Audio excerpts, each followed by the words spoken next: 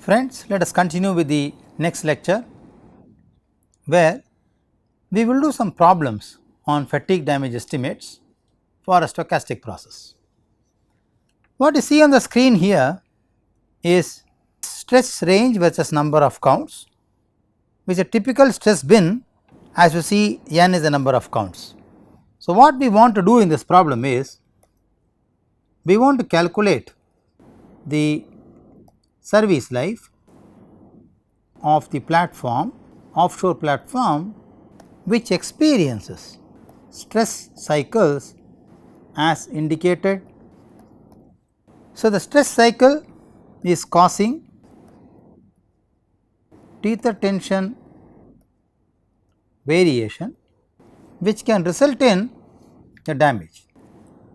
The variation is simulated for, let us say, 3600 seconds. For the SN curve, take m value as 3 and take log A value as 12.262. This is as per the international code for offshore structures DNV, recommended practice C203, and we have taken the values from table 2.3. So, let us try to solve this problem. Let us understand the question first. We have to calculate the service life of the platform, okay, that is important. We have to calculate the service life of the platform. The platform undergoes stress cycles. The stress range and the number of cycles are given in the figure. This stress cycle amplitude reversal is crossing tether tension variation, and the total duration T is 3600 seconds. In the minus rule, we need the value of m and a. The DNV practice code taken for offshore structure gives me the value of m and log a directly from a specific table. So, let us say we want to include the fatigue damage.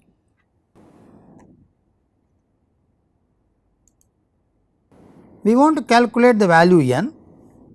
Equation is log n is equal to log a minus m log s. Now, for a stress range of 50, let us compute for a stress range of 50 Newton per mm square. Let us compute this. So, log n is equal to 12.262, that is my log a value, minus 3 is my m value, and log 50. These are all log to the base 10. This is not Napier's logarithm, this is log to the base 10, which gives me the value of log n as 7.165. If you calculate this, if you want to find n, then it is 10 power 7.165, which can be 14624801.7 cycles. Now, the fatigue damage n d is given by small n by capital N. Small n in this case is 2. So, 2 by 1462 4801.7, which gives me as 1.367 10 power minus 7. Okay. So, this we did for one specific case of 50. Similarly, I can do for 75, 100, 125, 150, 175, 200 and 250, and then find the cumulative damage. Okay. Let us do that. So, stress range, let us open a table n, small n and d, which is n by capital N. So, let us say stress range, what you see from the figure is 50, 75, 100 etc. Let us do that. 50, 75, 100, 125, 150, 175, 200 and 250. Okay, that is what we have till 250. So, for n we just now calculated 1462 4801.7 and small n for 50 is 2. Okay. So, it is 2 and d is 1.3675 10 power minus 7. Similarly, for 75 we substitute the same equation, which is log n is equal to log a minus m log s. We will use the same equation, calculate n for the stress strain 75, which gives me 433 32 74.59. Again for 75 the stress range, the number of counts is 2. So, this gives me d value as 4.6154 10 power minus 7. Similarly, let us do for 100.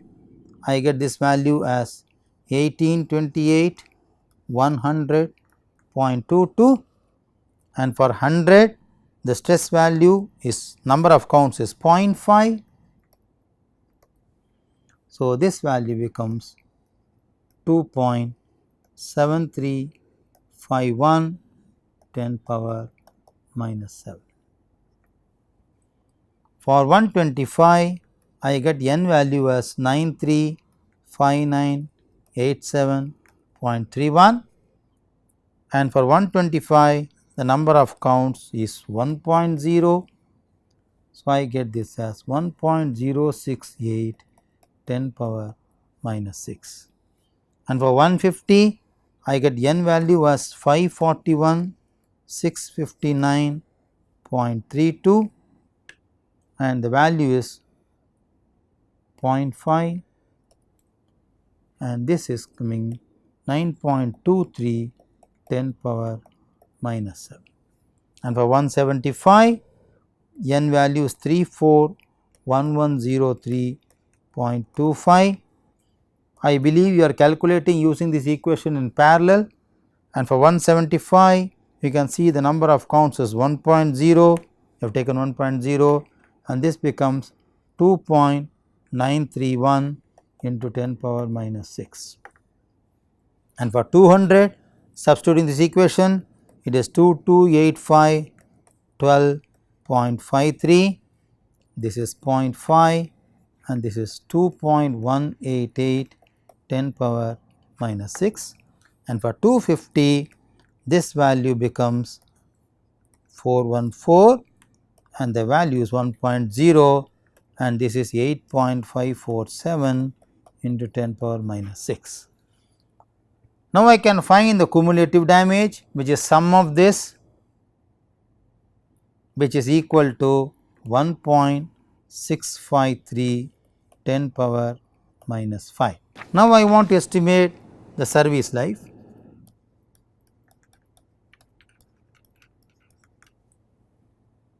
Which will be, we know that the fatigue damage calculated for 3600 seconds is actually 1.653 into 10 power minus 5, that is what we have in the slide here. Therefore, fatigue damage for 1 second will be 1.653 into 10 power minus 5 by 3600. Therefore, fatigue damage in 1 year equivalents will be given by, this is for 1 second, therefore 1.653 10 power minus 5 divided by 3600 into 60 into 24 into 365, which comes to 0.14480. So, we know that the fatigue damage is 0.14480 in 1 year. If you remember the hypothesis, we can calculate the service life only when you equate this damage to unity, whereas it is not unity. Therefore, in simple terms, service life is calculated by extrapolating this damage to unity. If we do that, then service life can be computed as 1 by 0.14480, which will be 6.906 years. So, what we can say here is damage is equivalent to 1 in 6.906 years, which would be the service life of the platform. Okay. So, that is the first problem we had. The problem is the stress cycle is given to us, the number of counts is known to me, we have been asked to use a specific curve from the code, we are asked to compute the service life. So, what we did is we use this equation, computed for a specific stress range, computed the value of n, then found out the damage for a value. So, now we did this for all the stress ranges, computed D, summed them up and found out the cumulative damage. Once cumulative damage is known, this is for a record length of 3600 seconds. You can see here the simulated time is for 3600 seconds. So, we did that, we found out the damage for 1 second, from that we found the damage for 1 year, we multiplied for 60 seconds, 60 minutes, 24 hours, 365 days, found out the value. As per the hypothesis, we know that this damage should be equal to unity. So, fatigue damage is 0.1480 in 1 year.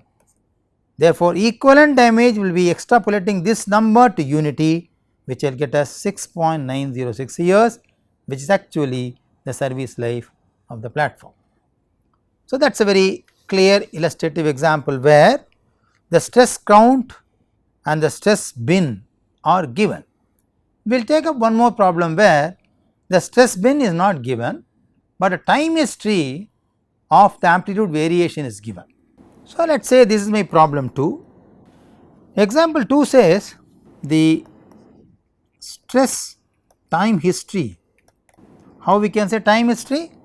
In the x axis I have time and in the y axis I have stress in megapascal. So, the stress time history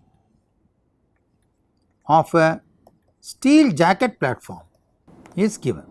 The platform is provided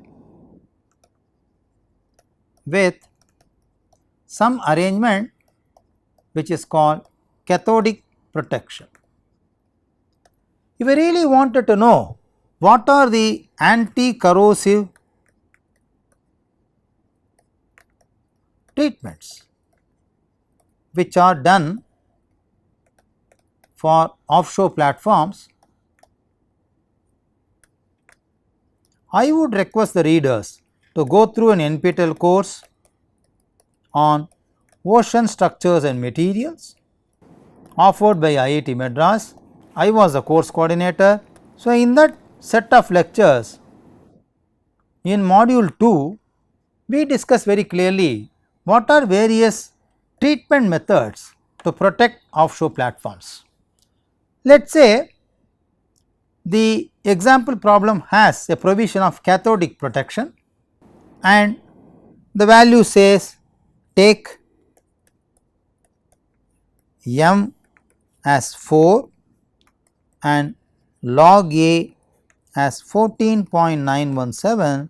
This is as per DNV recommended practice C203 table 22, because these values of m and log A are different because this platform has a protection treatment enabled in the design.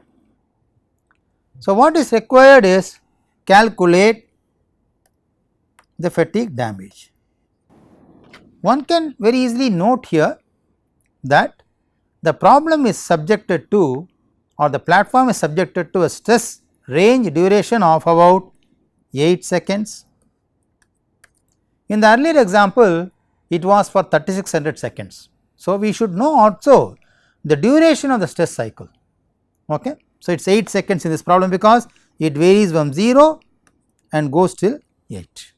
So, we need to calculate the fatigue damage. So, what I did to compute the fatigue damage, I am going to use a procedure called rain flow count method. This is useful to estimate the stress cycles. In the earlier example, the stress cycles were completely and readily given to you, but in this example the stress cycle is not given, but only the stress variation in time, that is stress history is given. So, we need to compute the stress cycle. I can use rain flow count method. This is one of the easy methods by which you can compute the stress cycle. Say how we are doing it. So, what I did is I rotated this figure, there is a figure available here. I rotated this figure, okay, this line, actually this point B is somewhere here, please note that. So, this is my range, okay. I want to make an alteration here, remaining all are okay, but this point B is shifted up, okay, please note that. So, the problem has a change, point B is somewhere here, A, C, everything is fine. So, I rotate this figure by 90 degree. So, if I do that, I get a picture like this, okay. From this I want to now count the rain flow cycles path by path. Let us see how do we do it by path. Let us write down the path, let us then enter the cycles, then also the stress range. Let us take the path AB. So, path AB, if you see the stress range of AB, the stress range of AB is from -2 to 1, okay. So, it is 3. If you look at the cycle, A and B vary by a distance of 0 and 1. So, I should say this is 0.5. Similarly, I do for BC, which is again, if you see BC, B and C, the time variation is again an average of 0.5, but the stress value from B to C is actually from here to here with 1 and -3, which becomes, similarly, let us take the path CD. The path CD varies from 2 to 3. So, therefore, the variation is 0.5. The stress value of C and D is from 5 and -3. So, that becomes 8. Now, let us go to DG. This is tricky. D starts from here. So, the raindrops cause counting to GE, it drops back again and goes to G.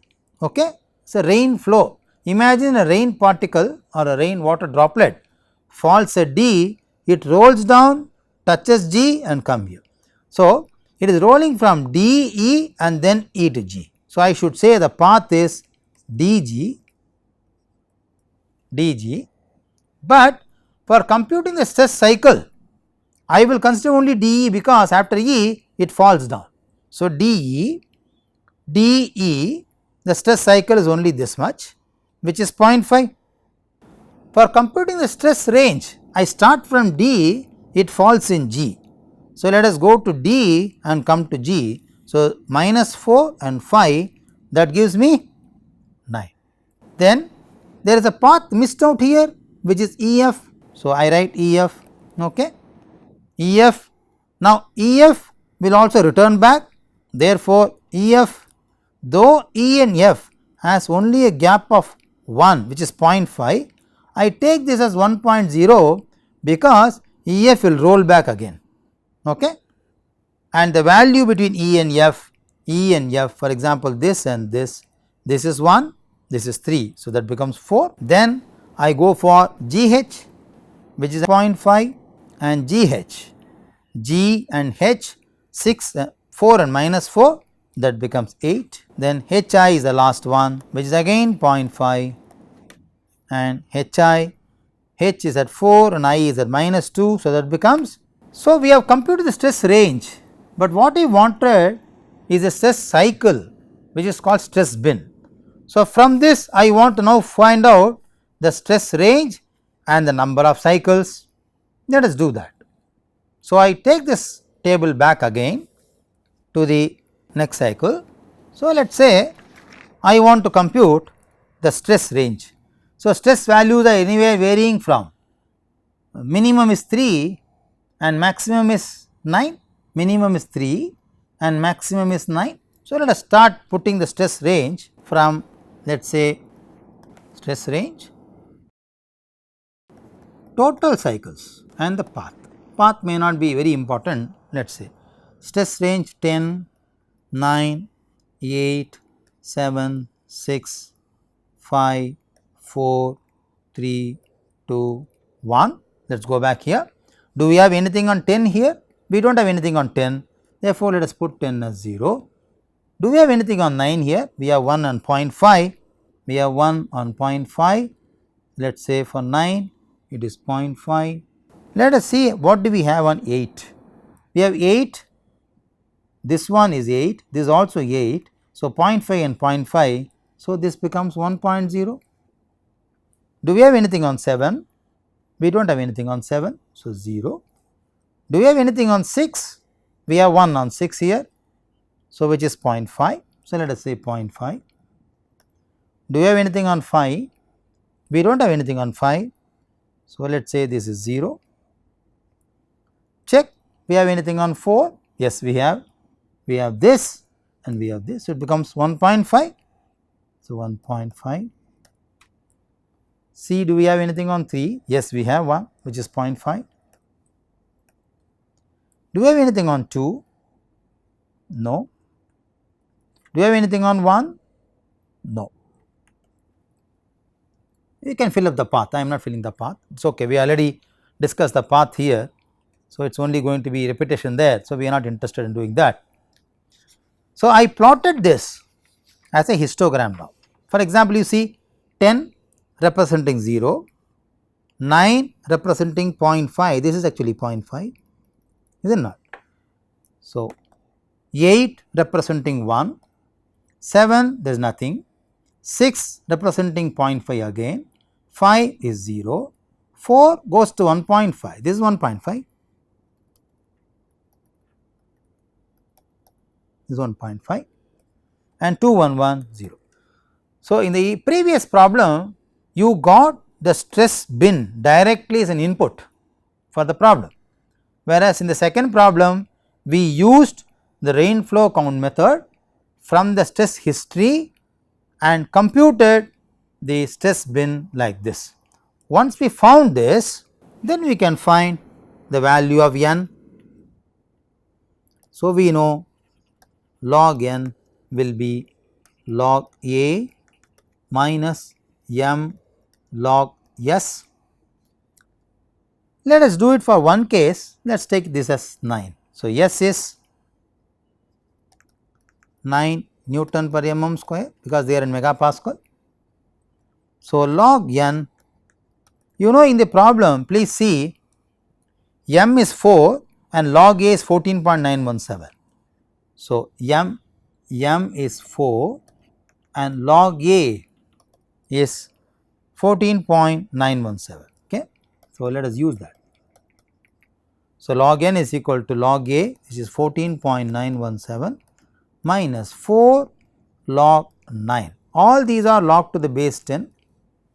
So, like this you know n, you will get log n as 11.10, therefore, n will be 10 to the power of 11.10 which will get as 1.259 10 power 11. So, I can now estimate the fatigue damage for this specific case D as 0.5, because that is the value you can see here 0.5 at 9, it is 0.5. So, 0.5 by 1.259 10 power 11, which gives me 3.97 into 10 power minus 12. This for a specific value of s equals 9. So, for s equals 9 we computed. Similarly, one can do for 8, 7, 6, 5 etc. So, let me give the values here. So, stress range 9. So, I write here stress range in megapascal, n, small n and d. Let us compute this. Okay.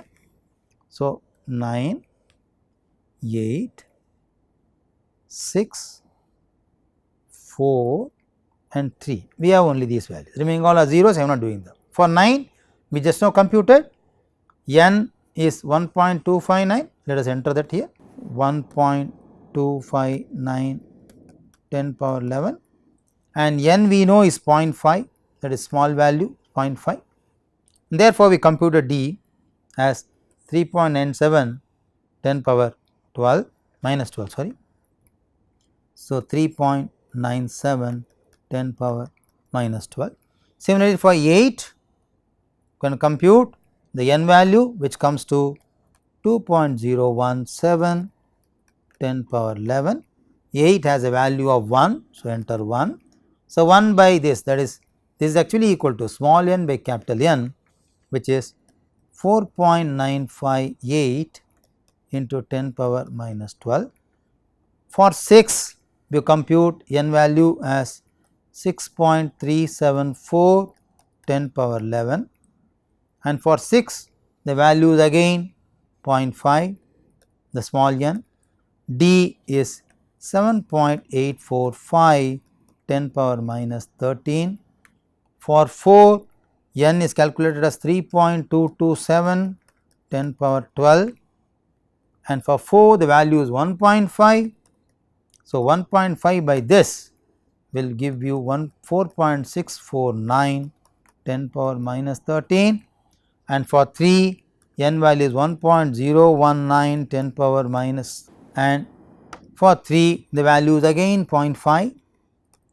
So, n by n will give you 4.903 10 power minus 14.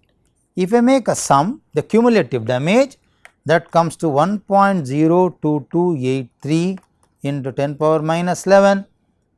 I want to now compute the service life. So, the service life is very simple, we already know the equation. The stress history is given for 8 seconds.